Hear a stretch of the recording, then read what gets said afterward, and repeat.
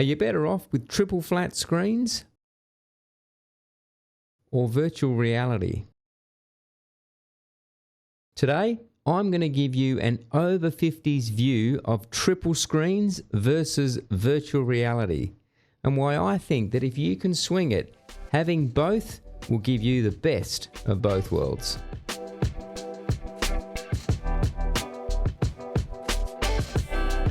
In VR, the immersion is incredible. You sit down, you put the headset on, and it really does feel like you're in the cockpit. But the trade-offs for our older eyes are definitely real.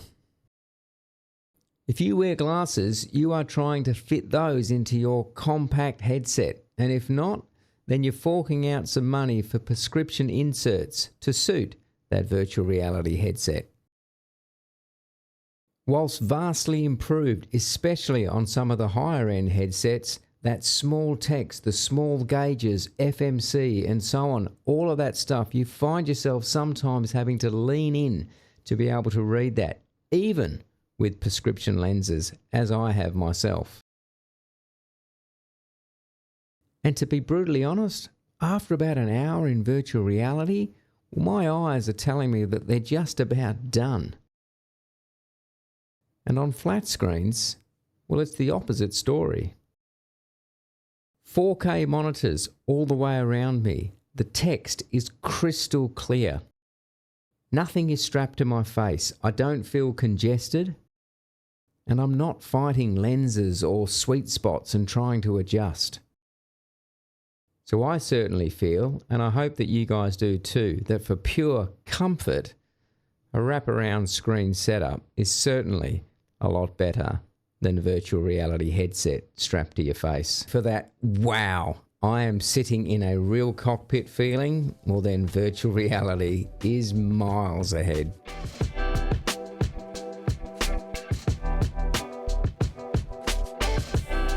In virtual reality, the head movement is completely natural. You look to your left, you look to your right, up, down, over your shoulder. It just follows you everywhere you go. And so for those short sessions, it feels fantastic and very real. But that headset has weight.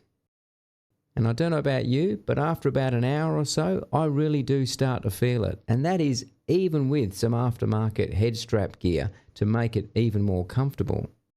With the flat screens, you can make things perfectly ergonomic. Set those monitors at the right height, get your chair at the right height, lumbar support if you want it. You can sit back, relax. Oh, and you can sip a cup of coffee.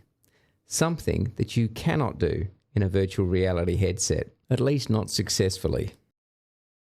Now, having used triple screens for quite a number of years now, I can certainly attest to the fact that for longer flights, those 1 hour plus type flights, a lot more comfortable than wearing a virtual reality headset, which I've also extensively been testing over the last few months as well. But VR is certainly brilliant for those shorter sessions because the immersion is just on another level.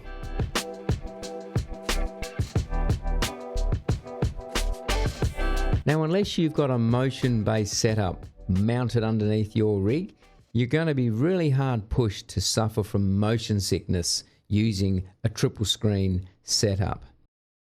Virtual reality, however, you stay in that headset too long and I can just about guarantee that you may not get sick per se, but you do start to feel your stomach a little bit queasy.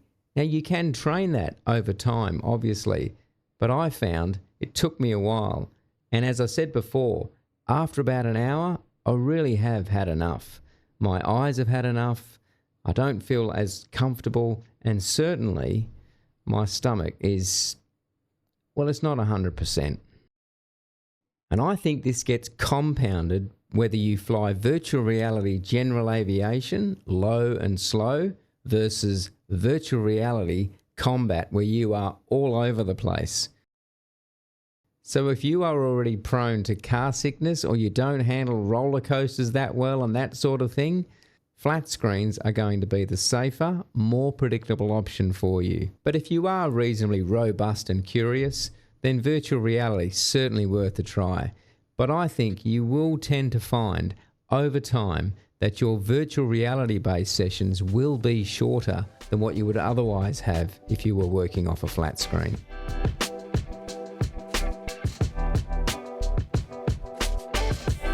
As you can see here, this is a full G1000 cockpit and it is tactile 100%. In virtual reality, if I'm doing simple bush flying or circuit work and so on, it's actually great. The immersion is fantastic. And if I was told to do one, there is no decision. It will be straight to virtual reality because the immersion is on another level. You just can't beat it, short of doing it for real. But I do feel that the moment you start getting into some serious simming, then the cracks with virtual reality start to show a little bit. Your physical world has now become full virtual world, which means your cockpit is no longer accessible by your natural eyes. You can get around this by using pass-throughs and so on, but in my view, the technology for that isn't quite there yet. So I find myself scrummaging around trying to look for the flaps control or throttle mixture, trim wheel and so on, the physical ones, as opposed to trying to do it in the virtual one. And as far as using the G1000 is concerned, well, forget it. It's just not going to happen. Having a cockpit, to me, feels better in the sense that you are literally reaching for and activating a tactile switch, button or dial. It just feels more natural.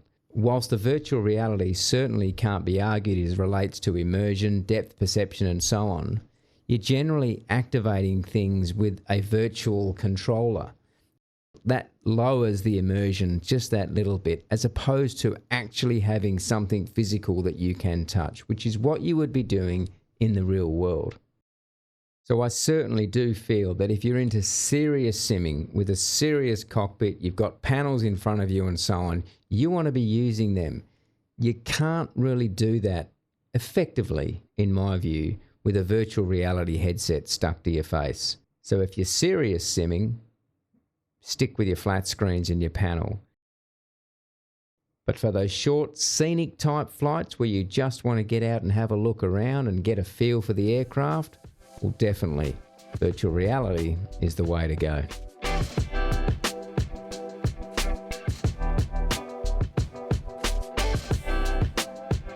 Let's park the PC and just take it as granted that you need a high-end PC. We'll put that off to the side.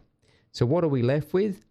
A virtual reality headset versus triple screens and some panel work and so on behind you. For virtual reality, a Quest 3, by example, is a good budget/mid-tier entry for virtual reality. I've still got mine, I love it, and I don't think I'm going to be changing it anytime soon. It really is a good bang for buck headset for use in virtual reality. And when I compare the cost of the Quest 3 to my triple screen setup, 3 4K monitors, 55-inch, 60 Hz screens, notwithstanding all of the peripherals that you see here on the panel, well then the flat screen setup is certainly a lot more expensive than what it would otherwise have been if I merely just had a Quest 3 headset and a yoke potentially, and maybe some rudder pedals. Now when we get into the higher end headsets, case in point the Pimax type range and a Pimax Crystal Super by example, then that cost difference between the two really does start to narrow. But even with that, I still believe that your Pimax Crystal Super coupled with a yoke and coupled with a rudder pedals is still going to be cheaper marginally than your triple screen setup with all of the other fruit that you see here.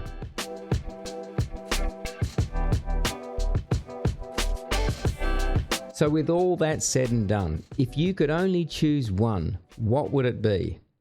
Well, for me, as an over 50 male, if I was to choose just one right now, with the extent of time that I spend in this flight simulation hobby, it would be a flat screen.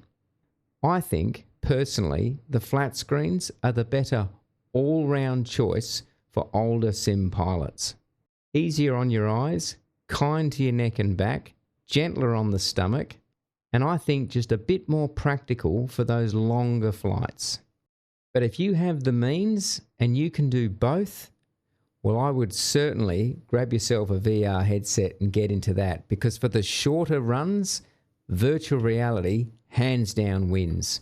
I've been using my Quest 3 now for quite a number of months and I absolutely love it. Those short, targeted sessions, be it circuits, bush flying, and more recently combat simulation, it has got to be virtual reality. There is just no other like it. It is absolutely sensational. So I would love to hear your thoughts and comments down below. Firstly, let us know your age and whether you are into virtual reality versus flat screens. I'd love to get that conversation going and what your experiences are like in both. I think it's going to be pretty evenly matched, but let's just see what transpires here, shall we? Well, thanks for taking the time to watch the video. I hope you enjoyed it. If you did like it, do me a big favour and smash that like button. The YouTube algorithm will love it and it'll push it out for others to see. And if you are not yet subscribed, well, the question I have is, why not? Please hit that subscribe button and that notification bell, and that way you are going to be fully informed with every video that I bring out in the future. Look after yourselves. I will catch you on the next one. But for those short, sharp, punchier sessions,